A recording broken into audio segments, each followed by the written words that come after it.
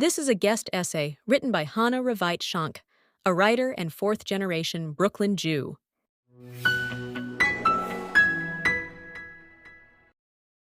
Writer's note. I wrote this piece to process the trauma of evacuating my child from a war zone. Israel had not yet retaliated at this point. The only thing that had happened was a horrific attack on people we knew. I already knew you can't write about Israel like any other country. I'd spent my writing career purposefully avoiding my Jewishness and connection to Israel, but thought I could couch it by writing the piece as an American parent, applying American parenting techniques. When my regular editors said they loved the piece but had to pass, I figured it was because the piece was a little weird. I rewrote the opening and tried a parenting editor, who delivered the news I already knew but didn't want to hear. We're not publishing anything that mentions Israel. I thought about how I could write this story without mentioning Israel. Not possible. I thought about how if I'd evacuated my 17-year-old from a war in literally any other country, this piece would have been published. Its rejection was my first indication that something was wrong with the media, America, Jews, and Israel.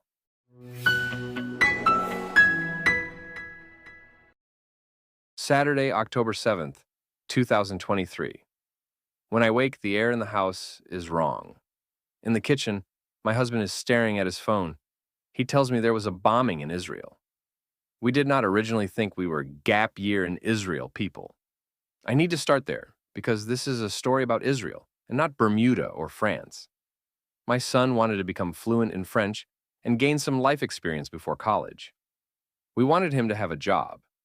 One thing led to another, and now he was in Tel Aviv, building a farming robot at an Israeli tech firm and learning Hebrew. We call our son in Tel Aviv, who reports that he and his roommates slept through the first missile siren at 6:30 a.m. Eventually, an apartment mate came into their room and yelled at them to get into the bomb shelter. "I don't care, they can shoot me," someone yelled back. Remember being a teenager and being that tired? At that moment, we feel reasonably calm. Israel can be a dangerous place. Bombs happen. Life goes on. My son is mostly annoyed that the evening's Bruno Mars concert has been canceled. Meanwhile, back in America, the newspaper headlines scream that Israel has declared war on Hamas. Texts start coming in from friends asking if my son is okay. When I say we have no immediate plans to bring our son home, my friends are aghast. He is happy there, I explain. He is living his best life. Isn't that the goal? Just a few weeks earlier, my son had celebrated Rosh Hashanah with our Israeli family, then been invited back for Sukkot. My cousin texted me a photo a century in the making. My son with 2 generations of Rosenbergs, together for Sukkot for the first time in close to 100 years. Dinner one night had been stuffed peppers, the national dish of Hungary. I remembered the dish from our family trip to Hungary in 1991 and the deep disappointment I felt upon being presented with a delicacy only to discover it involved peppers. Decades after Nazi-occupied Hungary tried to kill them in a different country, speaking a different language, my relatives still ate this dish, peppers and all. My son tells me he saw a missile explode from his apartment window, destroyed mid-air by the Iron Dome. He says they are safe except when the Iron Dome fails. The only problem is that he lives not far from the airport, which is a target. Today, the Iron Dome missed a rocket, and it damaged a runway. Sunday, October 8th, 2023.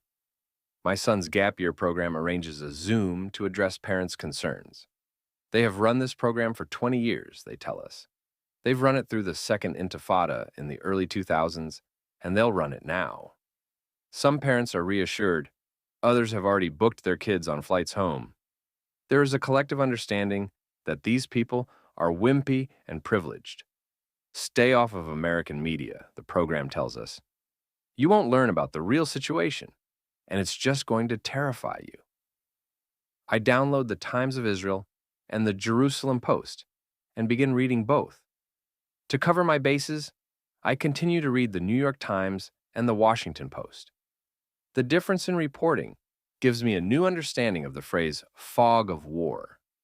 Based on conflicting headlines, my husband and I conclude with a degree of zero certainty that only the southern part of Israel is being bombed. Tel Aviv is not in the southern part. For today, our son will stay in Israel. Monday, October 9th, 2023. My American Rosenberg cousin texts me. He's a Holocaust survivor too, and knows my son is in Israel. What's the news? He asks.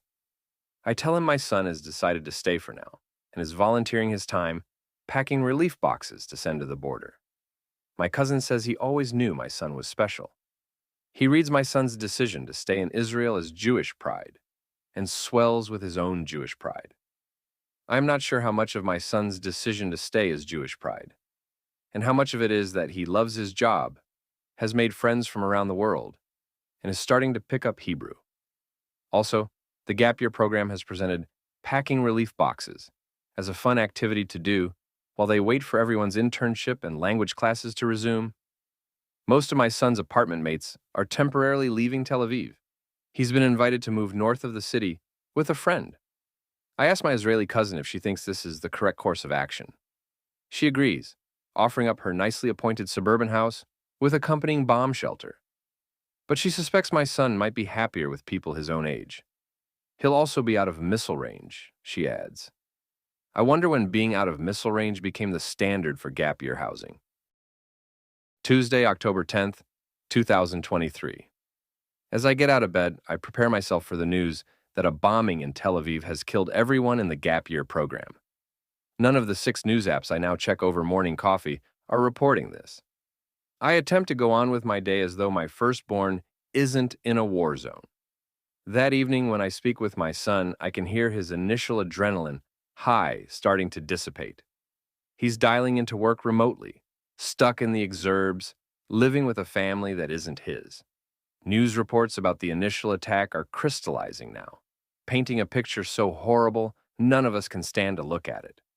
On the phone, my son starts to cry. Wednesday, October 11th, 2023. I wake up and check flights from Tel Aviv to New York. They are still readily available for purchase. My son says he can only stay one more night in his friend's house. He doesn't want to go back to Tel Aviv. All of his roommates have left. Some have left the city, some have left the country. I remember that I am getting my information from a 17-year-old who 2 weeks ago asked for help resolving an argument between roommates about the proper use of a dish rack.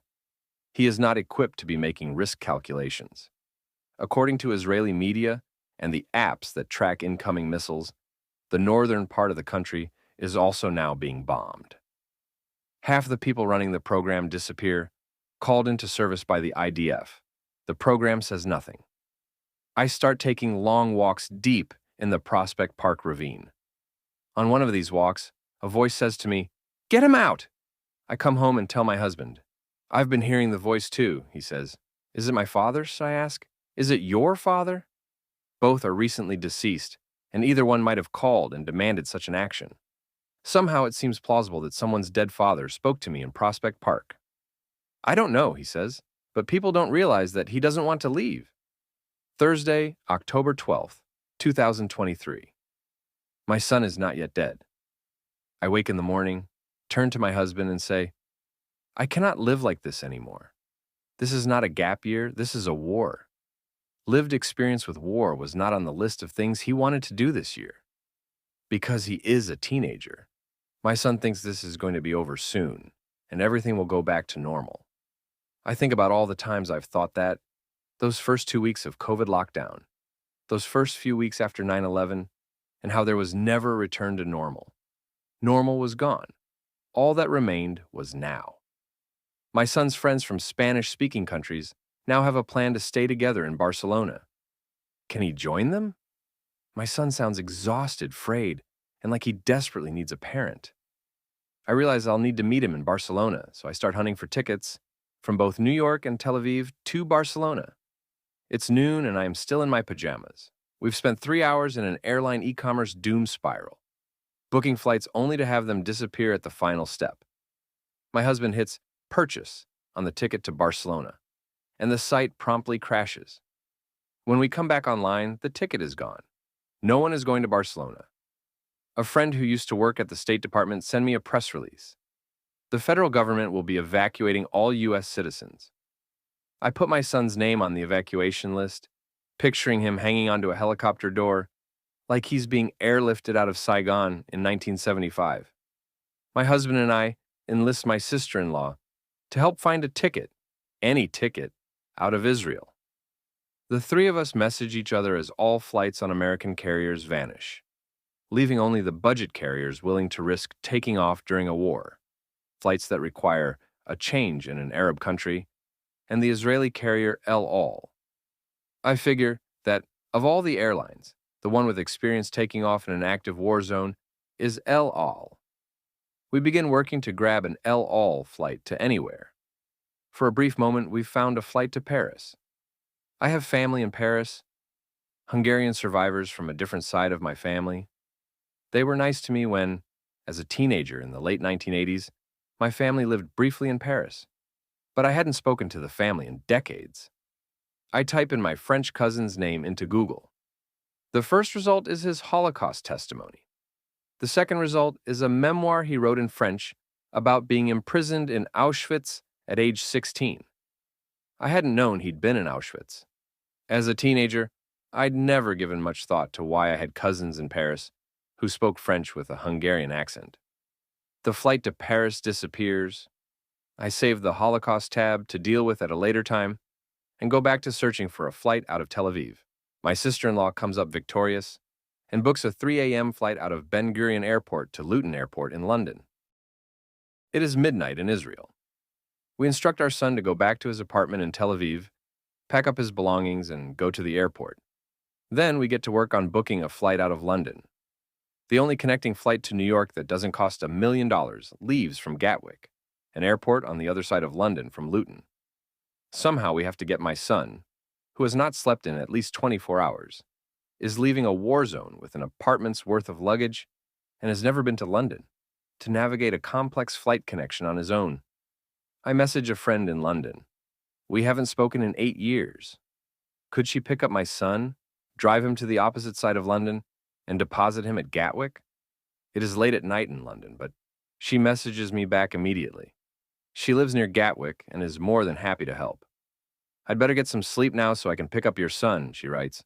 Don't you worry. A Brooklyn friend checks in on me. I tell her about my son's flight, which is taking off in a few hours from an active war zone, and the difficult transfer that will happen in London around 4 a.m. our time. A moment later, she texts that she has 2 friends in London who will be on standby in case my London friend can't make it. Friday, October 13th, 2023. I track my son's flight on an app, watching it taking off amidst the looping rolls of a plane identified as a U.S. government plane, and another identified inexplicably as a Polish military plane. At 4 a.m., my son texts to say he is in a long passport control line. My London friend messages that she's at arrivals, and as the only Asian woman, should be pretty easy to find. I text her a picture of my son, taken 6 weeks earlier at the airport, as he headed to his flight to Tel Aviv. I imagine 2 little dots on either side of an airport map, one in danger, moving toward one who lives in safety. Eventually, they find each other. Safe from bombs and with a parent proxy in the driver's seat, my son falls asleep. My Brooklyn friend texts, asking if my son made his connecting flight. She has 3 little kids, but she set an alarm for the middle of the night to make sure my son is okay. Later, when I ask my London friend if I can send her something as a thank you, she tells me her family has been persecuted by the Chinese government for years. She understands what it means to flee and to rely on the kindness of strangers. Pay it forward, she writes. My Brooklyn friend who set her alarm for 4 a.m. is not Jewish, nor is she a refugee. She's just good people, I tell my husband. He nods and says, she would hide us if she had to. Oh, I ask, are we playing that game? Would they hide us? Is a twisted game Jews play, which sometimes yields interesting truths about one's friends and neighbors. I have activated an international network of people I didn't even know I had to help get my son home. Refugees, family, other Jews and allies. And we can't help take that discovery to its logical conclusion. What other times might we need to rely on a network to get out of somewhere quickly? Are these also the people who will hide us? In the morning, the Gap Year program sends out an exclamation point-filled email with pictures of teenagers cleaning a bomb shelter in Jerusalem. Just another fun day in a year, filled with fascinating experiences. It will be another week before the program admits that what we are living through is not normal. 60 kids are still in the country. The other 200 are waiting to go back. Some left clothing and food in their apartments.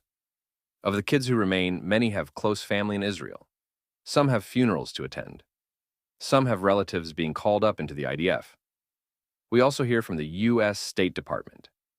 My son has been offered a spot on a ship leaving from Haifa and sailing to Cyprus. He must make his way to Haifa by tomorrow morning, Israel time. It is not lost on me that this is the exact inverse of the voyage portrayed in the book and film Exodus, where exhausted Holocaust survivors make their way to British-controlled Palestine. Later that day, my husband and I pick our son up at John F. Kennedy International Airport in New York. He goes boneless in my arms in a way I haven't felt since he was a little kid. His gap year plans are in tatters. People are dead. An Israeli friend messages him later that he is going to 6 funerals this week. Later, my husband and I will discuss how our son has never been good with transitions. When he came home from summer camp, he used to sulk in his room for days. Is this the same thing, or is transitioning from war different? That evening, we hear the wail of an ambulance siren outside our house. It's nice to know that ambulance is going to a regular emergency and not to a bomb site, my son says. This is why you needed to come home, I tell him. We don't know the war at home has just begun. That night, my Israeli cousin messages me a picture of Berlin's Brandenburg Gate, lit with a blue and white Jewish star. I have hope, I respond. Hope equals Hatikva, she writes back. This is the narrative of our people throughout history. This, I understand, is how the generational trauma gets passed.